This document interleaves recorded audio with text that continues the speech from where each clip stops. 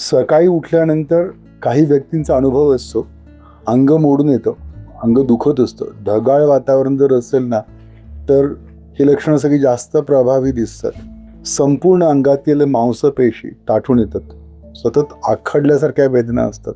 दिवसभर काम करत असताना नकळत त्यांना एक डिस्कम्फर्ट काइंड ऑफ फिलिंग असतं. झोप झाली तरी उत्साह नसतो, पोट गच्च असतं, खाल्लेलं अन्न वेळानं पचतं. त्याच्यामुळे शौचाची वेळ अजिबात फिक्स नसते, मलप्रवृत्ती स्वच्छ होत नाही, जोर द्यावा लागतो किंवा कुंथावं लागतं.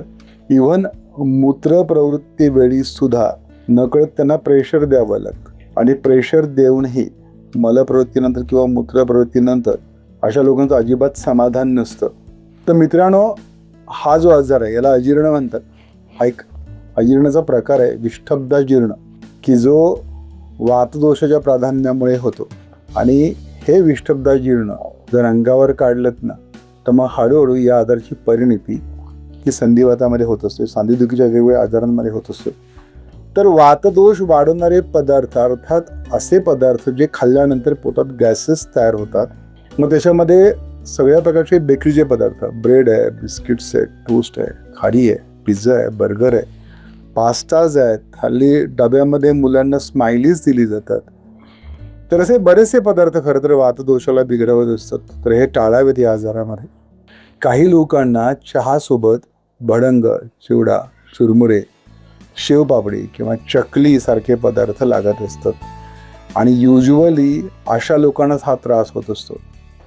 एक लक्षात ठेवत, भुकेपेक्षा कमी अन्न खाणं किंवा वारंवार शिळं अन्न सेवन करणं, उपवास करणं, अति व्यायाम करणं, अति कष्टाची कामं करणं, शारीरिक सामर्थ्यापेक्षा अधिक प्रमाणात शारीरिक संबंध ठेवणं, त्याला अतिव्यवाय म्हणतात.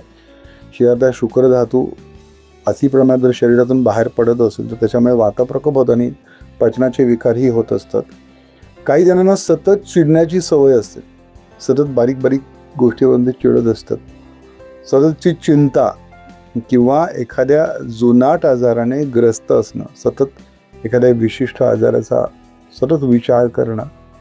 तर अशी बरीचशी कारणं खरं तर या आजारासाठी कारणीभूत असतात.